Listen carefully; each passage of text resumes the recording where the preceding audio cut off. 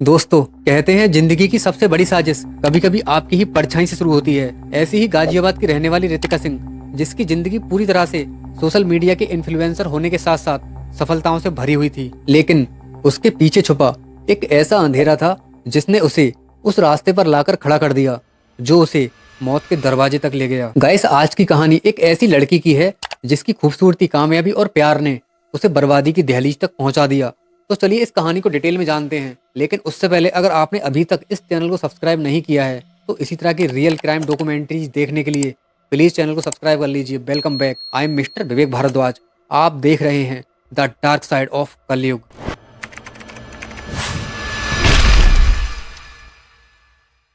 रितिका सिंह गाजियाबाद की बेहद सुंदर और काफी ज्यादा इंटेलिजेंट लड़की, जिसने साल 2022 तक अपने इंस्टाग्राम पर 44.6 के फॉलोअर्स हासिल कर लिए थे। वो एक सफल फैशन ब्लॉगर थी और अपने पार्टनर के साथ एक आलीशान फ्लैट में रह रही थी। उसकी जिंदगी बाहर से देखने में जितनी परफेक्ट लगती थी उतनी परफेक्ट थी नहीं, क्योंकि इस चमक के पीछे छुपी थी एक दिल दहला देने वाली हकीकत। साल 2022 के जून महीने की एक सुबह जिस अपार्टमेंट में रितिका रह रही थी, अचानक से एक जोरदार आवाज सुनाई देती है। लोग भागते हैं और जो नजारा देखते हैं वो उन्हें अंदर तक हिला देता है, क्योंकि फोर्थ फ्लोर से गिरी हुई एक लड़की की बॉडी, जिसके हाथ पैर बंधे हुए थे, वो कोई और नहीं बल्कि रितिका थी। लेकिन गाइस, सवाल ये था कि ये एक हादसा था या फिर सोची समझी साजिश। इस सवाल का जवाब जानने के लिए हमें रितिका की कहानी को शुरू से समझना होगा। रितिका का बचपन गाजियाबाद में गुजरा और वहीं से उसने अपनी पढ़ाई पूरी की और हमेशा क्लास में फर्स्ट आया करती थी।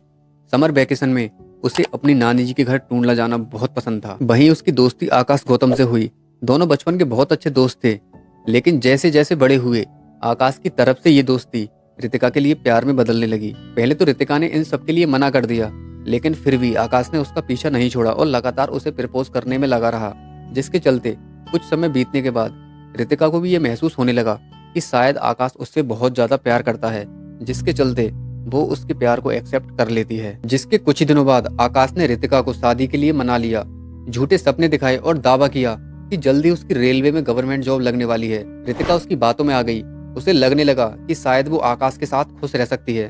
फिर रितिका ने अपनी फैमिली को शादी के लिए मना लिया और साल 2014 में इन दोनों की शादी हो गई। लेकिन यह शादी रितिका की जिंदगी की सबसे बड़ी भूल साबित हुई। शादी के बाद उसे पता लगा कि आकाश ने उससे झूठ बोला था।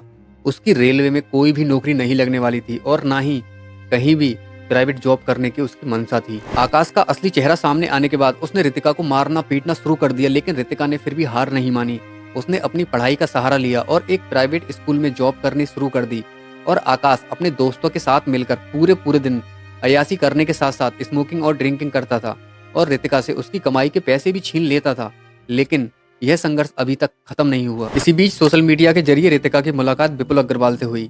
ये मुलाकात दोस्ती में बदल गई और रितिका अपनी हर दर्द भरी कहानी विपुल के साथ शेयर करने लगी और विपुल भी उसकी हर तरह से मदद करता था। लेकिन यह दोस्ती धीरे धीरे प्यार में बदल गई। इसके बाद रितिका ने अपने पुराने रिश्ते को भूलकर एक नई शुरुआत की और आकाश को छोड़कर विपुल के साथ रहने के लिए आगरा चली गई और वहां जाकर एक फ्लैट में रहने लगी।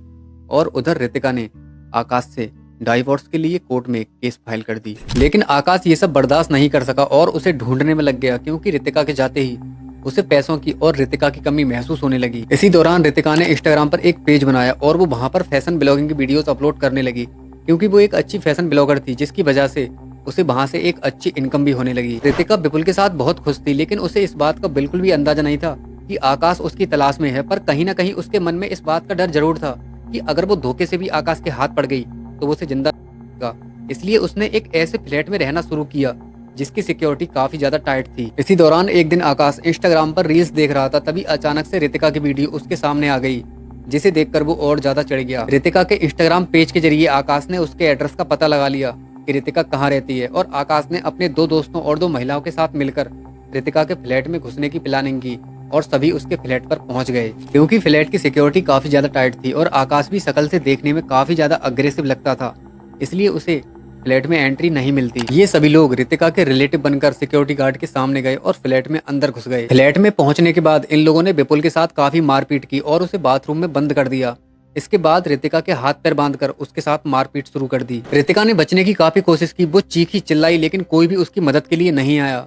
इसके कुछ ही मिनटों बाद रितिका की चीखें थम गईं और अपार्टमेंट के 4th फ्लोर से वो बंधे हुए हाथ पैरों के साथ नीचे गिरी। जब अपार्टमेंट के लोगों ने किसी चीज के गिरने की आवाज सुनी और जाकर देखा तो आकाश और उसके साथ की दो महिलाएं रितिका के शरीर पर बंधी हुई रस्सी को खोल रहे थे। रितिका की मौत के बाद पुलिस ने इस साजिश का खुलासा करते हुए आकाश और उसके सभी साथियों को अरेस्ट कर लिया। लेकिन इस कहानी ने एक सवाल छोड़ दिया, क्या रितिका को आकाश ने नीचे फेंका था या फिर वो इन सब चीजों से तंग आकर खुद ही नीचे कूदी थी। हालांकि आकाश ने और उसके दोस्तों ने अपने बयान के दौरान पुलिस को यह भी बताया कि रितिका खुद को बचाने के चक्कर में बालकनी की तरफ चली गई और वो नीचे गिर पड़ी। लेकिन ऐसा कैसे हो सकता है, जिसके दोनों हाथ पैर बंधे हुए हैं वो कैसे बालकनी तक पहुंच सकता है और कैसे नीचे गिर सकता है। अगर वो नीचे गिरने वाली थी तो आकाश ने उसे बचाया क्यों नहीं। इस तरह के काफी सवाल हैं जिनका जवाब आज तक नहीं मिल सका। गाइस, रितिका की मौत ने हमें फिर से एक बार ये सिखाया है कि प्यार और विश्वास के बीच की रेखा बहुत पतली होती है और किसी के लिए भी अंधा प्यार और अंधा विश्वास कभी भी तुम्हारी जिंदगी की सबसे बड़ी भूल साबित हो सकता है। और रितिका की ये कहानी उन सभी लड़कियों के लिए एक सबक है जो किसी भी टॉक्सिक रिलेशन में फंसी हुई हैं। इसलिए गाइस, आई होप इस कहानी से आप सभी को बहुत कुछ सीखने को मिला होगा। और आपकी इस केस को लेकर कोई भी राय हो तो कमेंट बॉक्स में जरूर देना, और वीडियो पसंद आई तो एक लाइक कर लेना। और इसी तरह के रियल क्राइम डॉक्यूमेंट्रीज देखने के लिए प्लीज चैनल को सब्सक्राइब भी कर लेना। तो चलिए मिलते हैं नेक्स्ट वीडियो में। आगे तो अपने भाई को जय हिंद, जय भारत, वंदे मातरम। Thank you.